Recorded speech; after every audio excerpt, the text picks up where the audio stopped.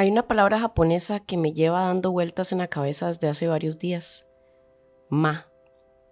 Muchas personas lo traducen como el espacio entre las cosas, pero siento que esa traducción se queda corta, porque ma no habla de ausencia, habla de intención.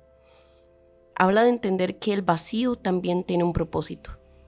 Y creo que fue precisamente eso lo que este viaje vino a enseñarme.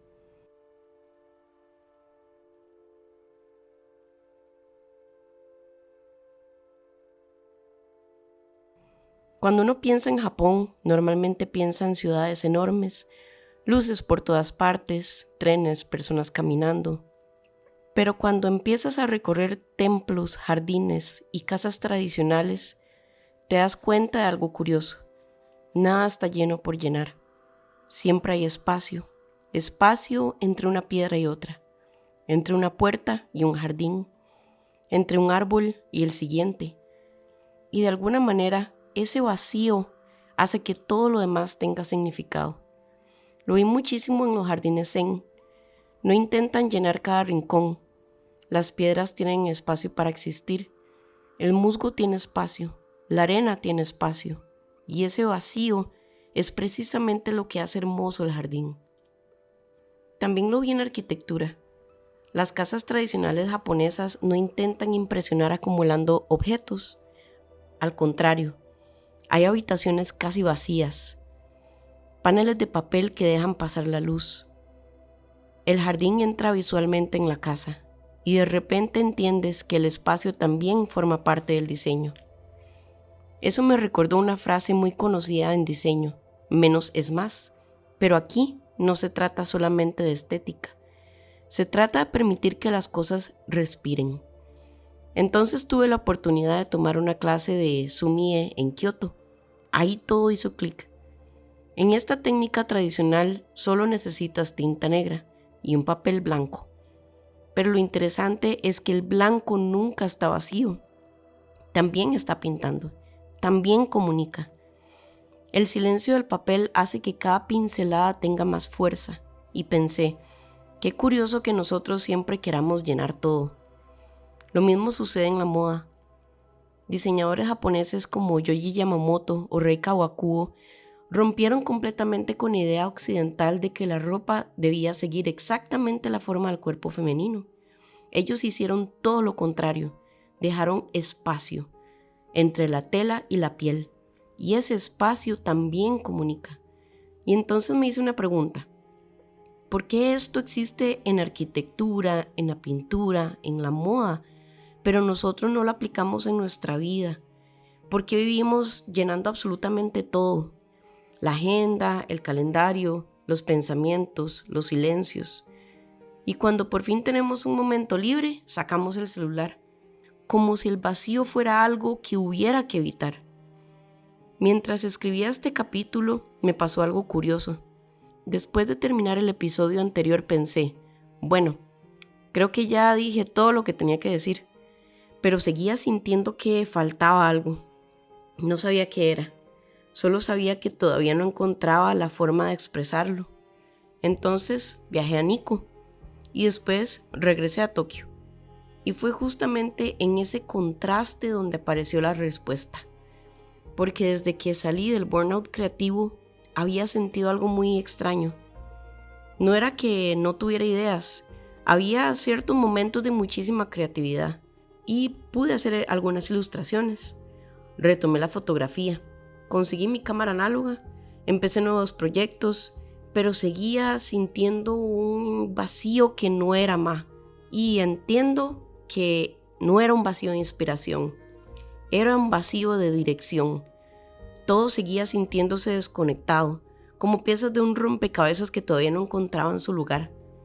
Y curiosamente, creo que fue mi cámara análoga lo que empezó a enseñarme más sin que yo me estuviera dando cuenta. Porque cuando disparas un rollo, no puedes ver la fotografía inmediatamente. No existe esa ansiedad de revisar la pantalla. No puedes corregir, no puedes repetir 20 veces. Solo puedes esperar. Y en esa espera también hay belleza. Me recordó muchísimo la primera vez que compré un CD. Todavía recuerdo que era el White Pony de Deftones. Abría la caja lentamente, leía el librito, veía cada fotografía, incluso leía los agradecimientos. Toda una tarde podía girar alrededor de un solo disco, mientras hoy escuchamos una canción mientras contestamos mensajes, revisamos Instagram y pensamos en la siguiente tarea. Ya casi no dejamos ese espacio para vivir una sola cosa a la vez. Por eso empecé un photojournal. Quería volver a escribir y hacer fotografías relacionadas a un poema y escribir pensamientos a través de Tokidoki Photo, como cuando era pequeña y escribía diarios, solo que ahora ya no me daba vergüenza. Era como unir a la Amer de antes con la Amer de hoy. Y curiosamente, escribir también tiene un respaldo científico. Muchos terapeutas utilizan el journaling porque ayuda a ordenar emociones, disminuir el estrés y conocernos mejor. Pero más allá de los estudios, yo simplemente necesitaba volver a escucharme. Y fue entonces cuando entendí algo. Tokidoki Photo, Amer Delgado, la fotografía, la ilustración, el diseño nunca estuvieron separados. Era yo quien intentaba separarlos. Este viaje vino a unir piezas, no a crear una nueva versión de mí, sino a recordar quién era antes de querer clasificarlo todo. Y precisamente por eso, cuando llegué nuevamente a Tokio, me sentí completamente abrumada, después de aquel silencio de Sapporo, después de Nikko, donde pude realizar Shinrin-yoku, que es el baño de bosque, y en Tokio era demasiado ruido. Lo curioso es que cuando llegué a Sapporo quería exactamente lo contrario. Quería correr hacia Tokio, donde había ruido, donde había movimiento, porque ese ruido me hacía sentir cómoda nuevamente, me evitaba pensar, y ahí entendí algo. Nosotros confundimos estar ocupados con estar bien. Cuando sentimos dolor, llenamos la agenda. Cuando aparece el silencio, buscamos otra distracción. Y pocas veces nos damos permiso de simplemente permanecer. Entonces, busqué un parque.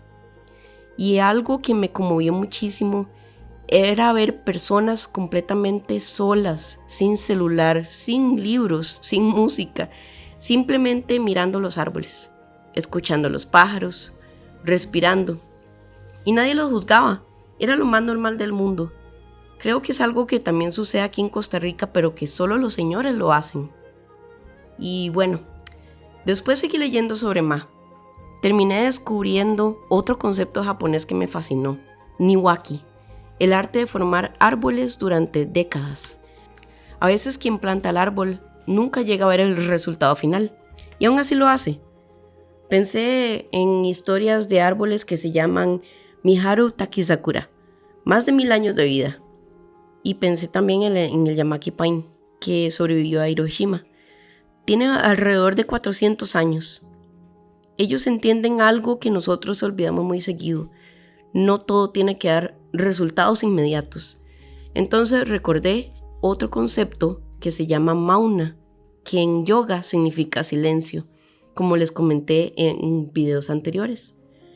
Pero no solamente es dejar de hablar, sino aprender a calmar la mente. Y curiosamente esa búsqueda del silencio también aparece en el budismo, en el cristianismo, y en diferentes culturas llegaron a la misma conclusión: el silencio transforma. Hoy vivimos en una época donde todo compite por nuestra atención. Todo quiere que permanezcamos ocupados, consumir, responder, producir. Pero muy pocas cosas nos invitan a simplemente existir. Y creo que ahí está el verdadero Ma. No solamente en un jardín, ni en una pintura, ni en una casa japonesa, sino dentro de nosotros. En esos espacios donde dejamos de llenar cada segundo con ruido. Porque es justamente ahí cuando dejamos de correr, cuando dejamos de distraernos o de intentar producir, que vuelve a aparecer algo que nunca se había ido. Nuestra creatividad y quizás también nosotros mismos. Porque cuando éramos niños no necesitábamos inspiración para crear. No necesitábamos que alguien validara un dibujo. No pensábamos si aquello iba a tener likes, ni siquiera si era suficientemente bueno. Simplemente inventábamos mundos, construíamos historias, nos aburríamos, y de ese aparente aburrimiento nacía la imaginación. Tal vez crecer no significa dejar atrás a ese niño, tal vez crecer significa volver a darle espacio, darle un lugar donde pueda volver a jugar, donde pueda volver a equivocarse, donde pueda volver a crear sin miedo. Porque cuando el niño interior deja de intentar demostrar quién es, simplemente es. Y creo que ahí es donde nace el arte más auténtico.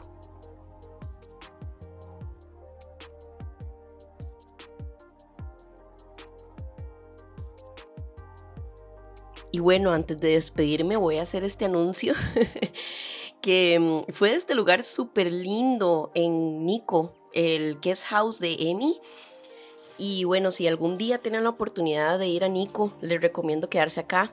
Emi fue una guest increíble, nos llevó en un tour de bicicleta alrededor de Nico, conocimos lugares bellísimos, tuvimos el Chingrin-yoku, un poquito de baño de bosque, conocimos unos templos abandonados y metidos en el bosque.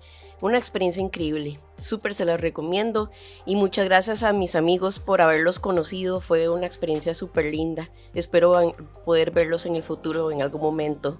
Matane.